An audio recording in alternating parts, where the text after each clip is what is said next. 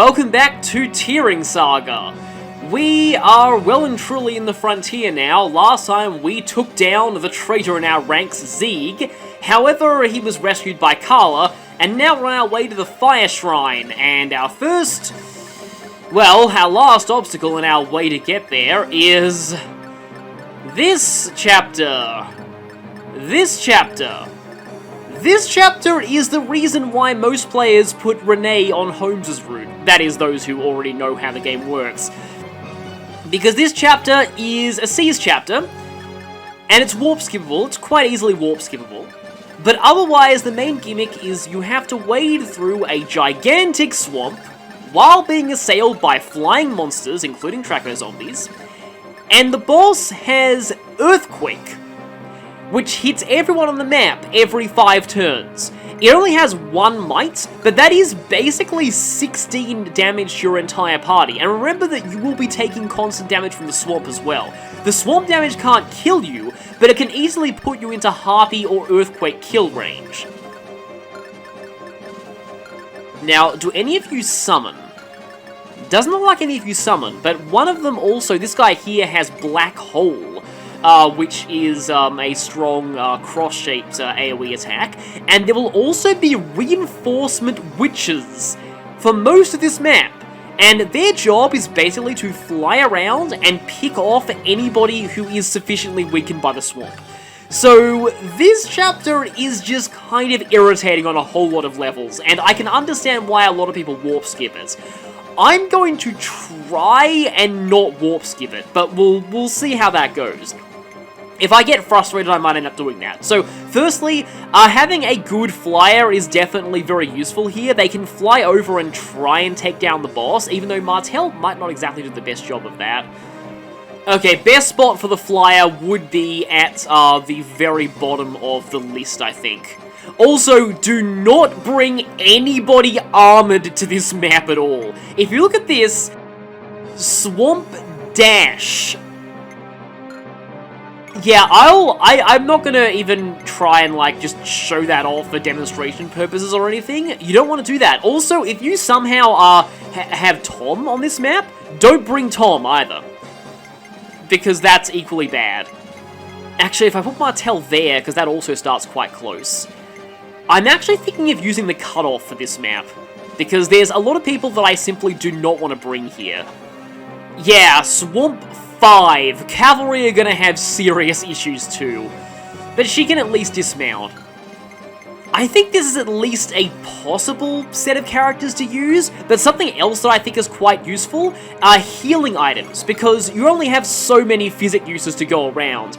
Definitely have people with healing items, so that they don't, end up getting in range of death, thanks to the swamp, the witches, pretty much everything on this map.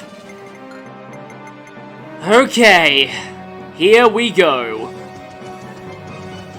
For some reason, 3 of us just started already on the map. I'm probably going to want to use the exercise staff too, just because I don't want to deal with just all of those harpies potentially shooting down Martel as she flies to the boss. Yes, a very hideous swamp.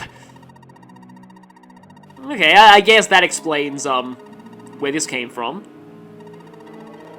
Yeah, foul swamp water coming out of a cult shrine is just like Gaiden. In a lot of ways, Holmes' final split is very similar to Celica Act 4 from Gaiden/Echoes.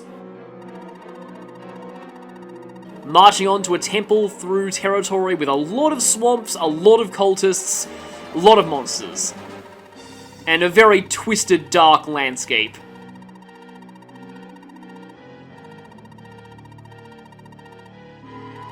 Now, this is actually kind of cool, though. I believe this chapter gives you some lore on witches in this universe, and I think it's really interesting. They didn't even, explain there, but, as you can see, yeah, even ones with Frontiersmen can only move, 2 spaces per turn in the swamps. Anyone with Frontiersmen, thankfully,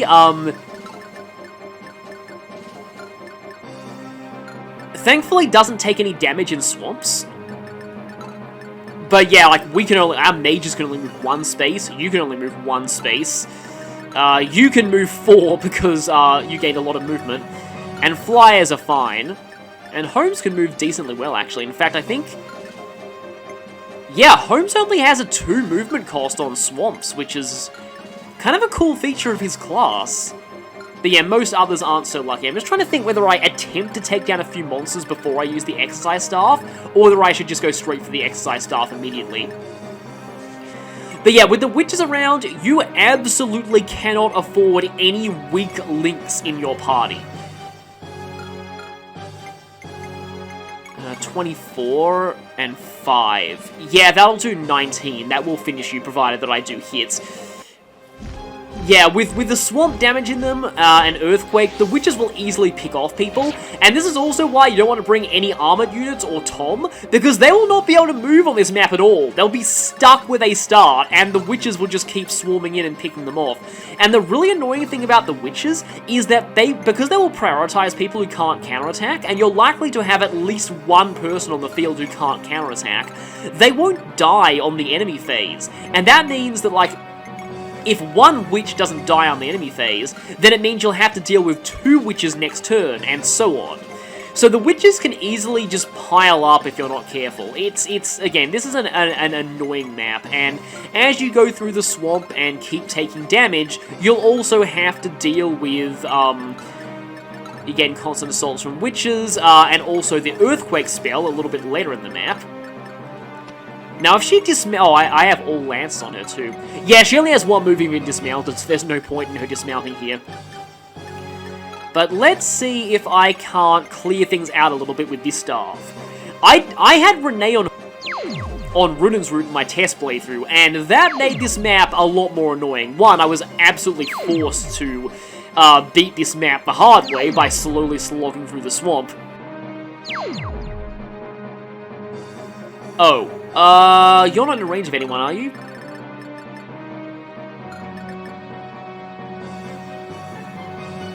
Uh-oh. Renee and Alicia both instantly died to the Draco Zombie. I mean, its accuracy is completely crap. So, it's not likely to actually hit, but... well, we'll see what happens. Oh, that guy's actually in the swamp, so he's taking damage. It's kind of funny that the cultists aren't immune to the swamp. We are getting a new enemy phase theme, though. I think this one played back in Chapter 5? Huh, that witch didn't even attack. Okay, moment of truth, please dodge. Okay, good. And there's another witch. So yeah, this is the point where the map slowly but surely starts becoming an extreme pain. Can I one-shot you with a Pylum? No, it doesn't look like it, so I'm gonna have to use, this, Pylum. Although you have Nosferatu, so... in that case, I should probably use Flurry.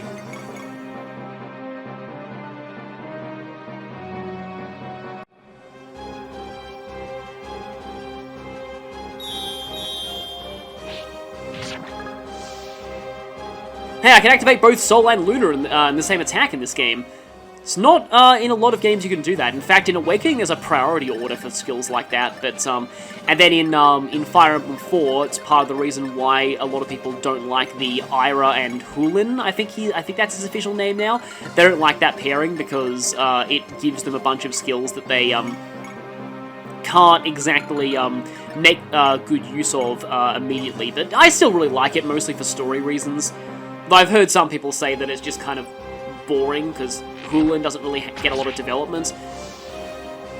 I'm still honestly not the biggest fan of Ira and Lex, really, but that's usually because I tend to avoid, like, belligerent sexual tension pairings, unless they're really, like, really good, or if they're funny, like Selena and, this guy has Meteor, by the way, so watch out for that. Like Selena and Keaton in Fates. That might actually finish you off, though. Martel was a lot weaker in my test playthrough. I hope it's not taking people out of the experience too much when I talk about my test playthrough, but, really? Ugh. And that's not enough to Kanto back, but oh well. Yeah, most of this is impassable, so it's not like many other enemies can actually go through there. Only the witches can, and can the witches even warp on top of the mountain? I don't think they can. I think only flyers can do that. It would be kind of lame to have to use a use of the exercise staff just for one enemy. But, hang on a second. How much mastery is that? 15. She doesn't have that much. She has... And that's 14. I was kind of hoping that I could snipe that harpy.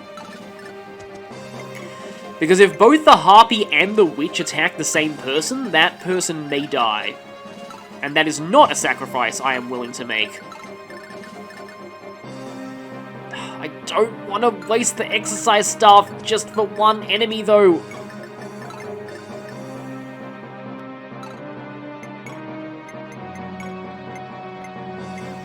Okay, yeah, it doesn't really look like anyone in the vicinity needs healing.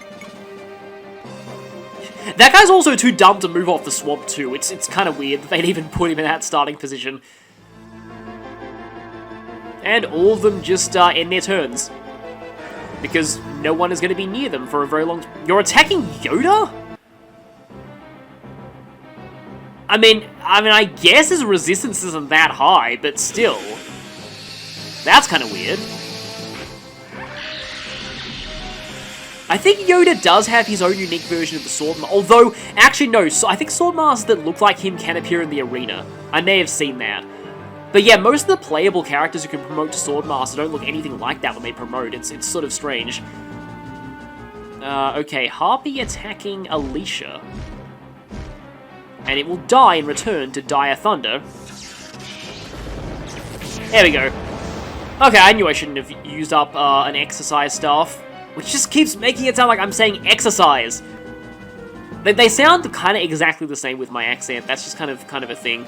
It's something that I've also noticed in a lot of in some American media, like lair, as in L-A-I-R, like a dragon's lair, and Leia, L-A-Y-E-R, like layers of the Earth's crust.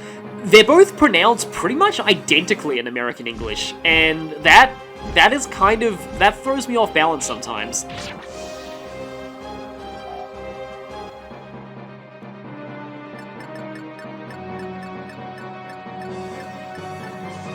But anyway, okay, I've taken out that guy. Now Martel can kind of fly around and harass enemies.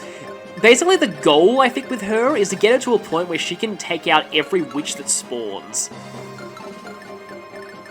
Because I don't really want to try... I mean, I suppose if I go there and try and attack the boss, then maybe, maybe I'll be able to...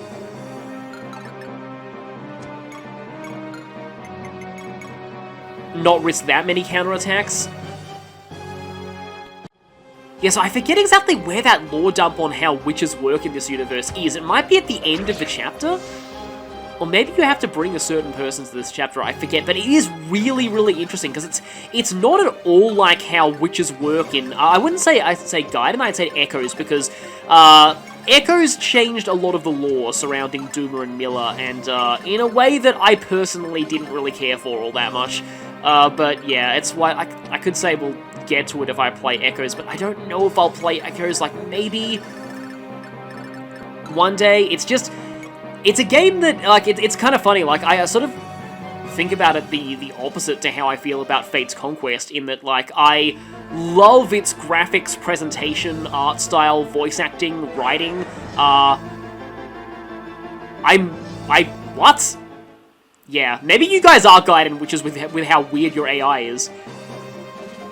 But yeah, this is the point where you do have to start being careful here, because, also, we've got to check the turn count, speaking of being careful. It's turn 4, okay, so it's not an Earthquake turn yet. To note, though, Earthquake can miss. So it's not like a guaranteed 16 damage to everyone with 0 resistance. Yeah, see, look, we both look exactly the same, apart from pallets and our staves. But yeah, I do not like Echoes' gameplay at all. It just kind of bores me.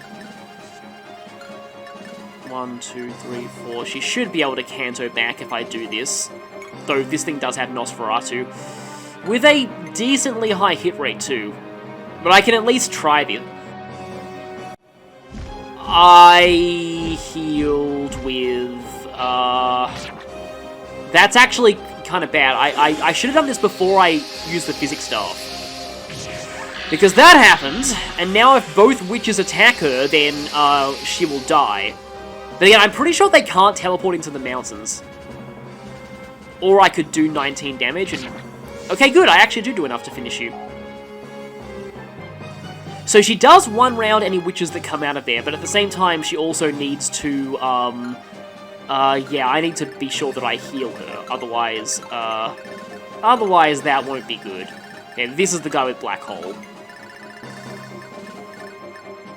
But yeah, so like, regarding Echoes though, there's a lot about Echoes' story that I'm not a really big fan of. Like, most of the more controversial moments involving Celica are actually exclusive to Echoes and weren't in the original Gaiden. Like, in the original Gaiden, Celica was, I don't know why there was a lot of lag and you just ending your turn there, but Celica was pretty much just a bog-standard damsel in distress in the original Gaiden, but in Echoes, they just kind of, like, and she was a little naive in the original game, but in Echoes, they made her bad decisions have way worse ramifications than they did in the original game. Like, in the original, she just agreed to be a hostage so that Alm would, be spared. But, like, that's very different from agreeing to give your soul to a mad god and becoming a brainwashed witch. And then also potentially, like, sacrificing the rest of your party for that decision as well. Yeah, like, it's this other thing about Echoes that I could kind of go into here, but it's not totally relevant. I mean, it's sort of somewhat relevant. And I don't know, like, how much, like, because I was sort of thinking about this earlier, and I'm not sure whether because earlier I was saying in this game that I felt like maybe Kaga just but oftentimes he doesn't write well for female characters. And, like, now that I think about it, there are actually some decent female characters in this game. Oh yeah, Earthquake is happening this turn, so I need to make sure that I am very well healed here. But, like, there are some, like, I actually think Sasha's a pretty decent character. Julia could have been alright if it weren't for the fact that she doesn't get a lot of attention, and she, you know, her adoptive sibling. Plot just has to verge into incest, because that's just always how things happen in Japanese media. If you could dodge, that'd be appreciated, thank you. Because in that case, I might not even need to heal you. Though it is kind of funny that I think Earthquake does work on flyers, so Pokemon logic definitely doesn't apply here. Like, there are actually some, like, it's not, you know, there are some decent female characters in this game overall. You need to start being a little careful when you get a little bit further into this map, to interrupt my tangent a little bit, because, yeah, like, these guys will be able to start attacking you eventually, so you'll need to be ready for that. But you can sort of see why I tend to, why most people tend to warp skip this map, because, yeah. Oh, actually, no, I'm gonna use a strong weapon just because I want to see if I can finish you with some skills and stuff, because I don't want you remaining there, because no one else in the army can get to you this turn. Yeah, it's probably just mainly a few exceptions, but the exceptions do stand out quite a bit, like, Lyria is an interesting idea in theory, but, like, she is just so, like, the general theme that I want to say is that a lot of the female characters in this game are very naive, and often just get themselves into bad situations because they either are just overly nice and trusting of people, or just because they do things that are outright stupid. And Katri in particular is a weird example, because I feel like half the time her naivety is supposed to be played for laughs, but the other half of the time she's meant to be taken seriously as a character, and it's just kind of hard to, because Katri is just so naive. Like, she is beyond even, I was gonna say Disney princess, but no, like, most Disney princesses are nothing like what the parodies say, but, like, she's beyond even parodies of Disney princesses aren't as naive and overly trusting as she is. And again, like, you're supposed to really sympathize with her and feel bad for her when she's been kidnapped, and stuff, and it's just like, yeah, she's a bit of an awkward character overall. Yep, it does target the flyers. Okay, it only hit one person. It's normally not a big deal, but it's something to watch out for, because it can quite easily finish off people who've been damaged heavily by the swamp. And it can also potentially, like, pick off people who are, it can put people in witch kill range, is what I meant to say.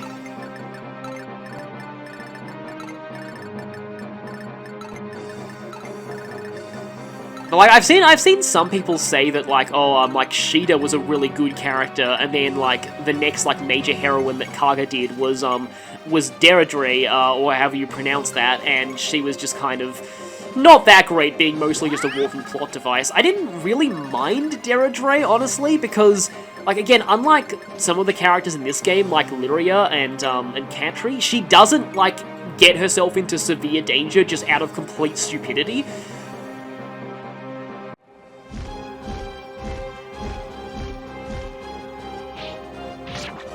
Yeah, I probably shouldn't, like, fully sort of finish the point that I was kind of getting at, because it's probably a little, maybe a little controversial, I don't know, but, it might play into why Celica is received kind of badly by the fandom, by some sections of the fandom in Echoes, because in a lot of ways, I kind of feel like Miller and Duma, along with Alm and Celica in Gaiden, and again, I'm not going to go too far into this because this is, again, this is potentially touchy territory, especially on the internet, but I feel like in the original Gaiden, like, Miller and Duma were meant to represent stereotypes of men and women.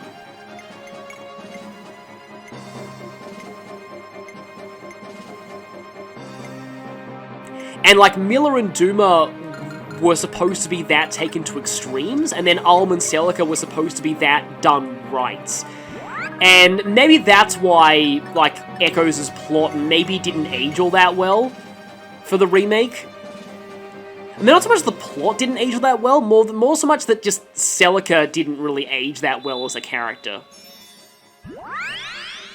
I also know some people who, I know at least one person who actually doesn't like Echoes' take on Alm, and wishes they'd gone with the portrayal that he got in Awakening's DLC, where he was actually far more, not exactly ruthless, but he was a lot less generic hero-ish, and he was more inclined to be like, he sort of had more of a good is not soft ideology. While not being fully to the extent of the more brutal lords in the series, like a certain someone from Three Houses, he was definitely not quite the fully idealistic type of lord, at least in terms of that depiction. And again, in Echoes, he does feel a little bit more generic hero-ish.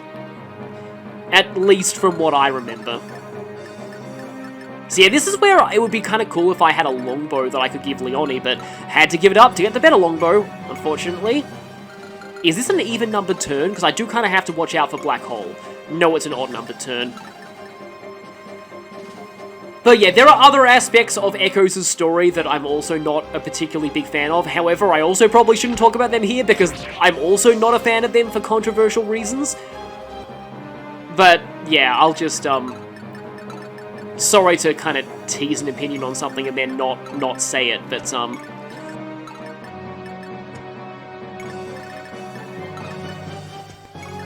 It's like, how much of it can I actually say without it being going into awkward territory? It's that, like, I don't like what they did to Miller and Duma, basically. I don't like the way they portrayed them, and it was quite different to the way they were portrayed in the original Gaiden.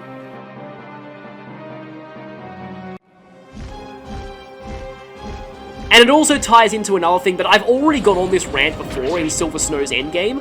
I talked about how I don't like the way, and I was actually planning on talking about this later on in TearRing Saga, because we'll get a little bit more, you know, relevant stuff regarding dragons and their role in the world a little bit later, but, yeah, I don't like the way that modern Fire Emblem has been going when it comes to dragons. Okay, that was great. You weren't going to one round otherwise. This is what I kind of like to do with flyers in this map. I just like to use them to assassinate the witches as they appear, so I don't have to deal with them as I'm going through the swamp. I think I do have more physics staves. I should have turned your animations off, but anyway. So yes, hope you've enjoyed this discussion of things while I'm walking through the swamp. Because yeah, that's sort of a way to make us... Here's the thing, like, I like to show these chapters the way that they are quote-unquote intended, and I didn't want to just straight-up warp-skip this map. I mean, you can. You definitely can do that. It's an option. And a lot of people do that. Oh, that's death, literally. I was gonna run in with you, but then I realized maybe that's not the best idea, because if she gets crit by death, that wouldn't be good. But yeah, this video would have been like 5 minutes if I'd warp skipped this chapter, and that just, I don't particularly like doing that. So I wanted to at least show this chapter quote-unquote legit. I have no idea why you did that.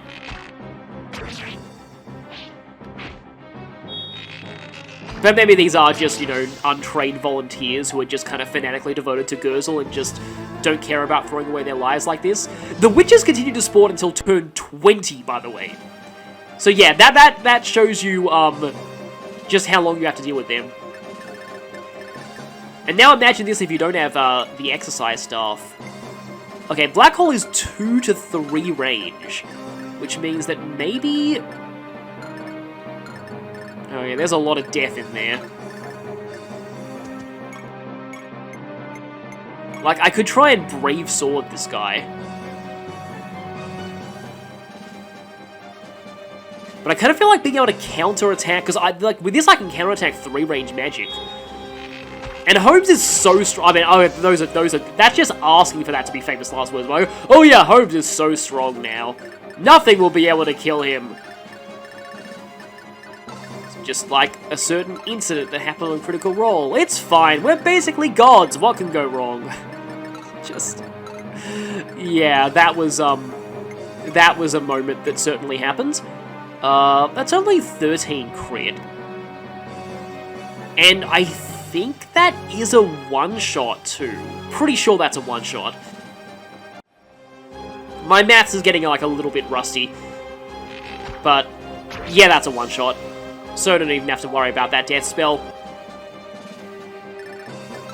And the other death spell can't even get to her. Almost out of the swamp, just a little bit further to go. Although I think only a very small number of us are actually going to get out of the swamp by the time the chapter is over. I do have the shield blade and like the scimitar. Also, what turn is it? Oh no, it's 8, yeah. So we will have to deal with another earthquake eventually, but if it's anything like the previous earthquake, it's probably not going to be that threatening.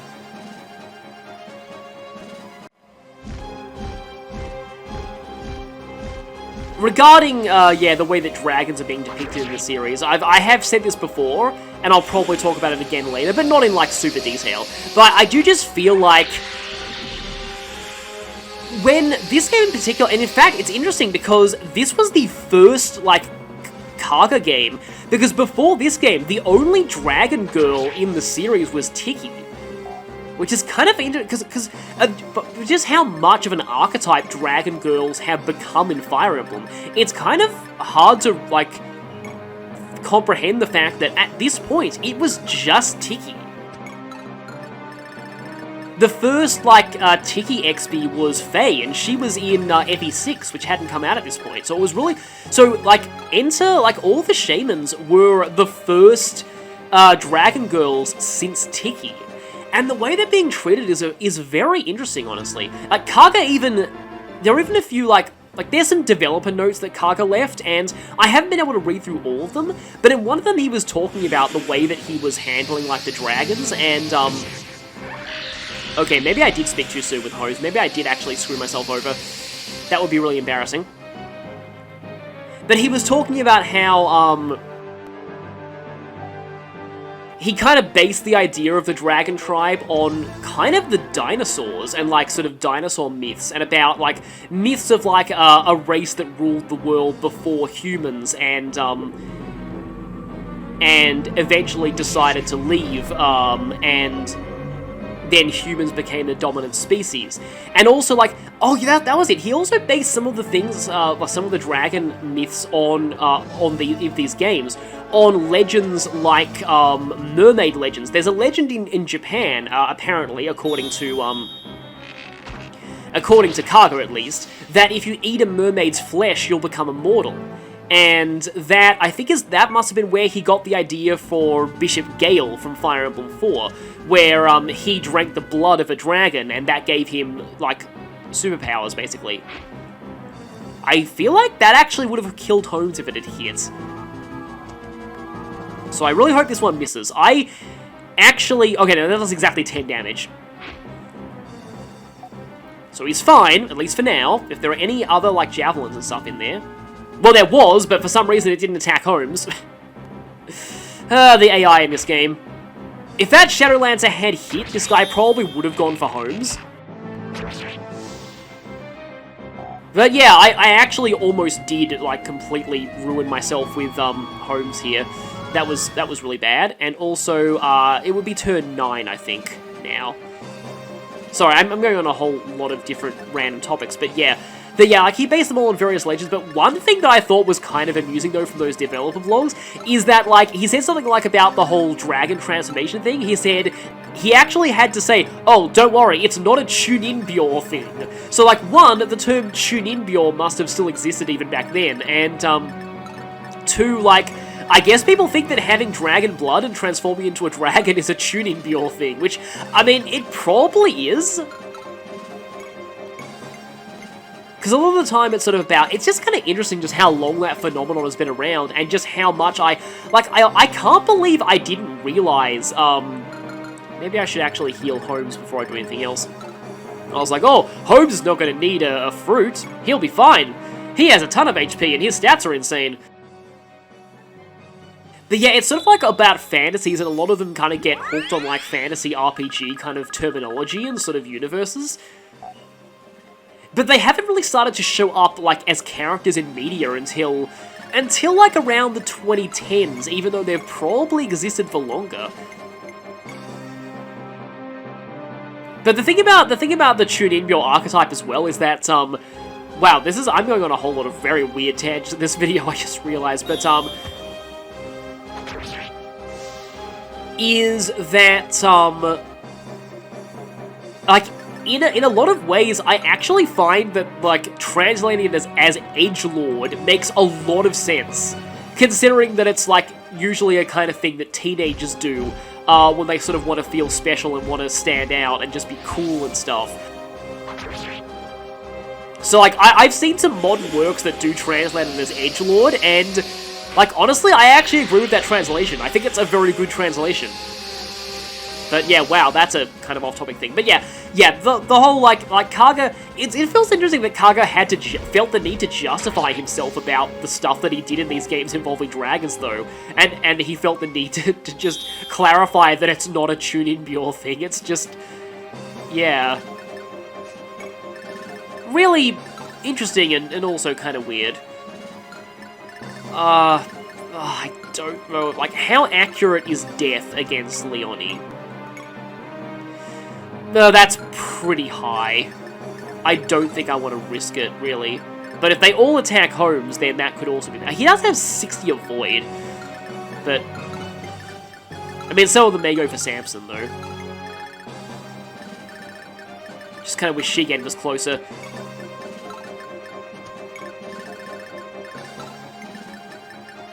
I think I might try and thin these guys out a little bit before I send my massive move assassin in there to take these guys out.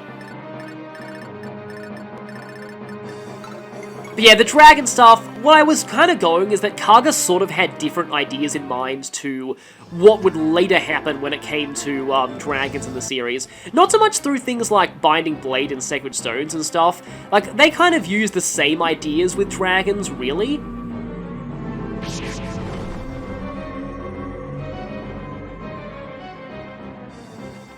But then, you know, then Fates happened, and Uncausing Fates I feel like was the start of the downward spiral when it comes to the depiction of dragons in the series, and how basically dragon racism started becoming justified, and that just kind of disgusts me.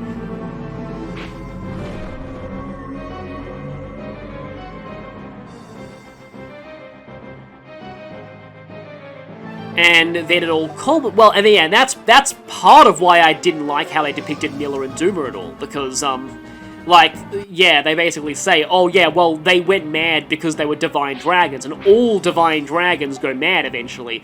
Whereas in Kaga's games, the only ones that did go mad were the ones that refused to use dragon stones. And it was kind of sort of more a hubris thing, and it wasn't like something inherent in their species or anything. Like, no matter what they did, it would always happen. And that's kind of what it felt like with Miller and Duma.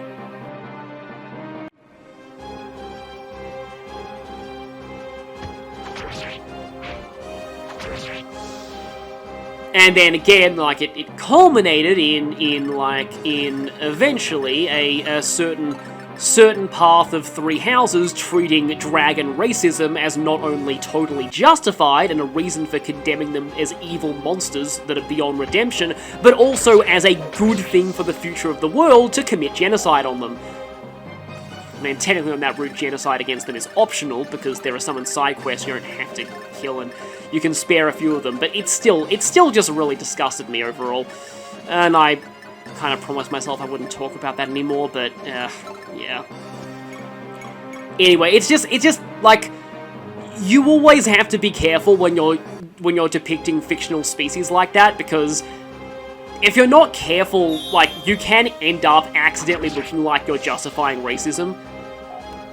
Which, and now I'm a broken record, because I know I said this in the previous rant about this exact topic during Silver Snow Endgame, but, like, that's part of why, like, vampire/werewolf racism and superhero racism, often they can kind of fall apart, because often in the universe, because the I just realized, I think it's actually, yeah, it's Earthquake Day today, because often in these kinds of stories, the characters, like, of this particular kind of, like, species or people with these kind of powers are, like, actually dangerous enough that it actually does kind of justify wanting them to be controlled or reined in, which is kind of what ended up happening with the depiction of dragons in Fire Emblem.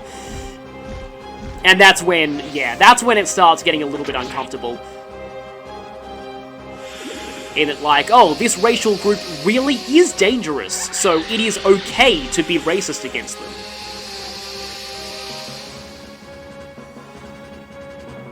So, yeah, okay, I should stop now, because I'm already starting to feel very angry about this. Like, this is something that actually genuinely does make me really angry.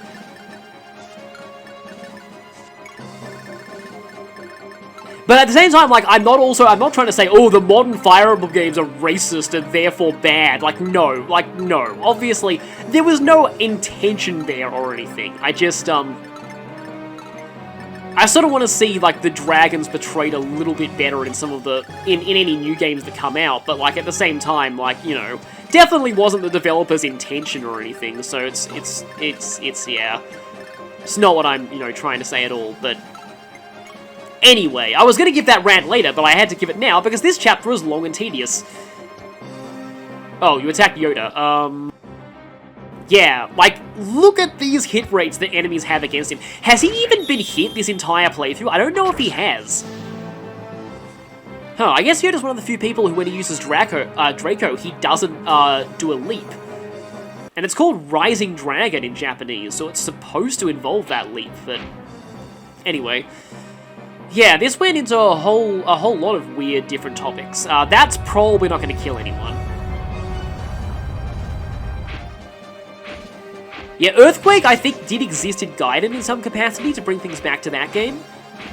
I think it was called Upheaval in the official localization. I know that in, I know there was a trivia question on the old official Japanese Fire Emblem website that was like, what is the name of Duma's all-map hitting attack? And I think it was like, it was either Earthquake or Mega Quake or something, but, I think it's Upheaval in the official localization.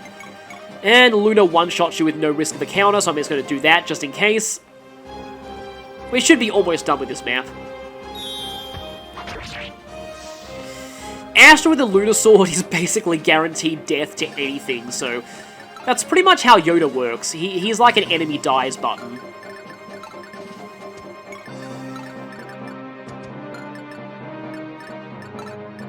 Just trying to think whether it's safer to have you or Leonie attack the witch.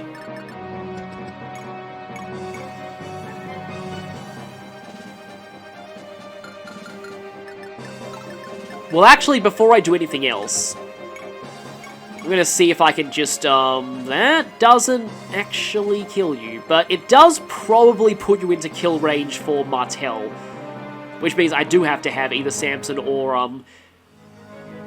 Oh, I almost forgot this guy was a boss for a second, because he has a reused portrait, and he barely does anything in this chapter other than just use Earthquake a few times. Probably ineffectually.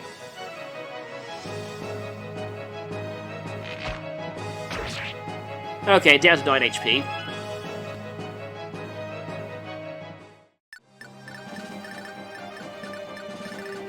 I feel like that Leonie with Flurry probably has a better shot of killing that witch.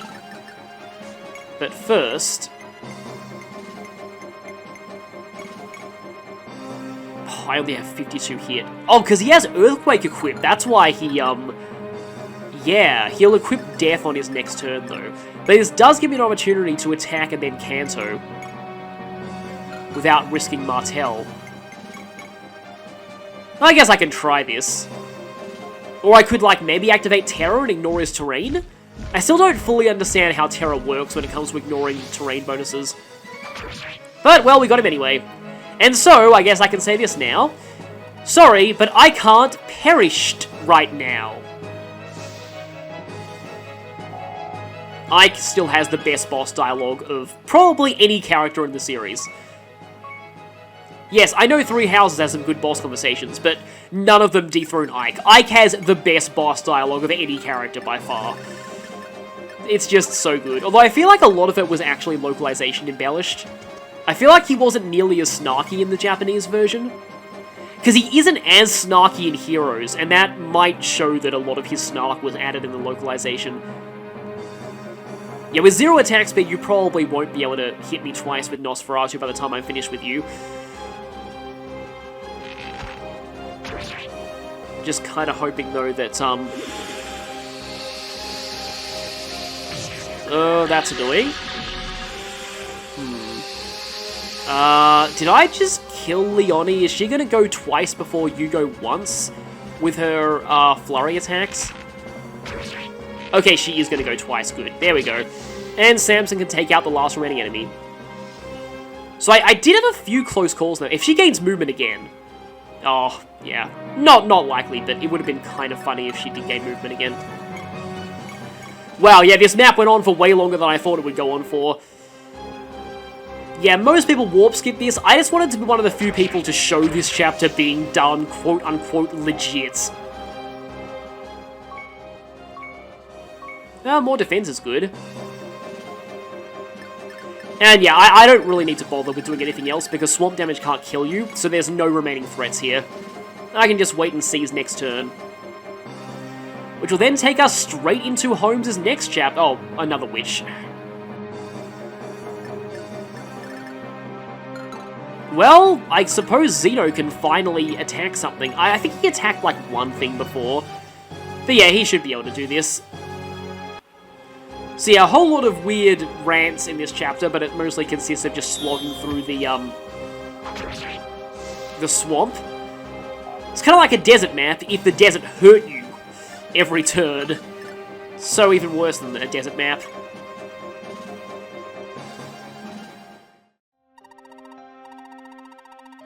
Yes, finally.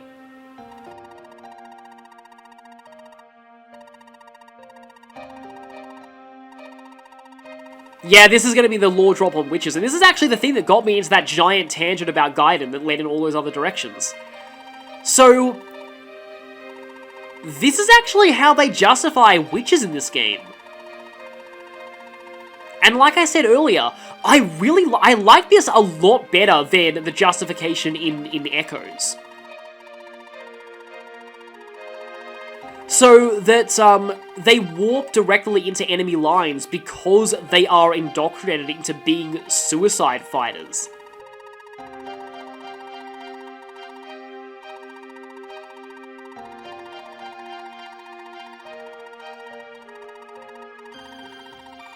Unlike in Echoes, when, you know, they're literally just brainwashed and soulless.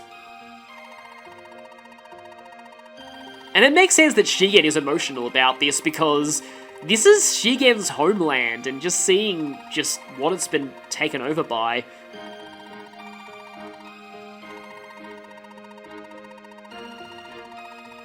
And yes, Holmes has now just gone full romantic hero and just being like, yes, I will stop at nothing to rescue my love interest.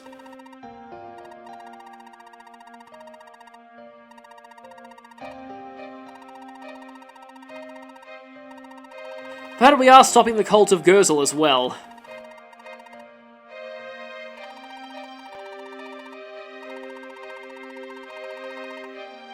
And so, we are very soon going to be reaching the next chapter, and it'll actually be the last Holmes chapter for a little while. See you next time for the Fire Shrine.